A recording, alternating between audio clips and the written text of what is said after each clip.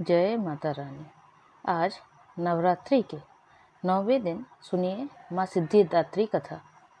देवी पुराण के अनुसार माँ सिद्धिदात्री अपने भक्तों पर कृपा करती है और उन्हें सभी सिद्धियां प्रदान करती हैं।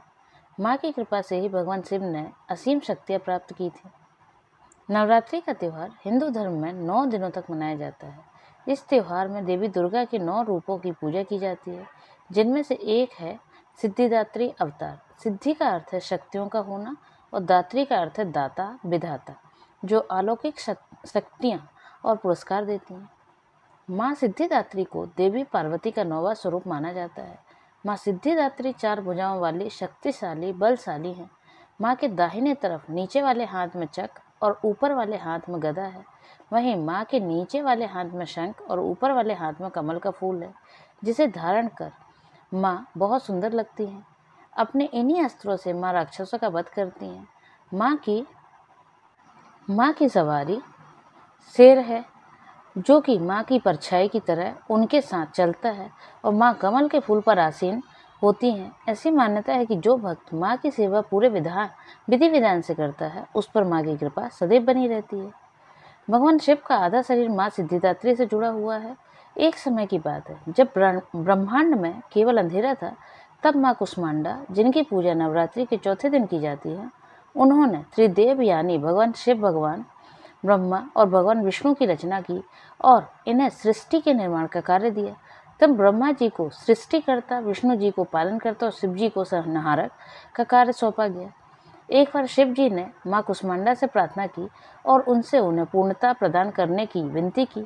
तभी माँ कुष्मांडा ने एक और देवी की रचना की, जिन्हें सिद्धिदात्री यानी सिद्धियों की प्रदाता कहा जाता है।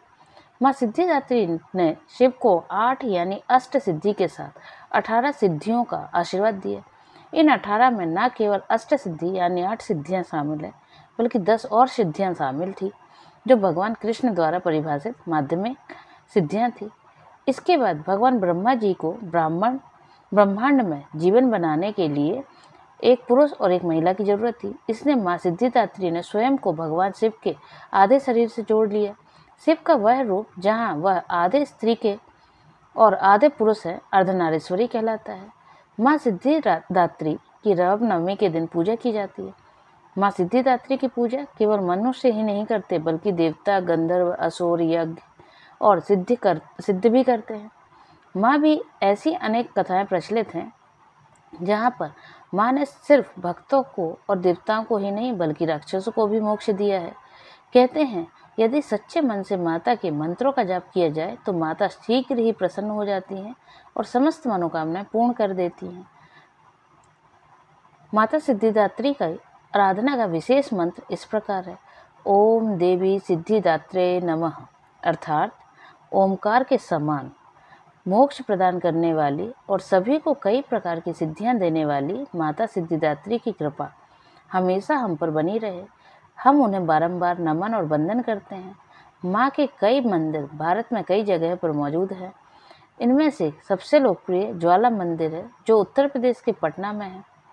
और माँ की कृपा खुद पर बनाए रखने के लिए भक्तों को निरंतर माँ की सेवा करते रहना चाहिए और ऐसी कोई गलती नहीं करनी चाहिए जिससे माँ उनसे रुष्ट हो जाए। ऐसी मान्यता है कि जो भक्त माँ सिद्धिदात्री की पूर्ण निष्ठा से सेवा करेगा, उसे सभी सिद्धियाँ प्राप्त होगी। जय माता रानी।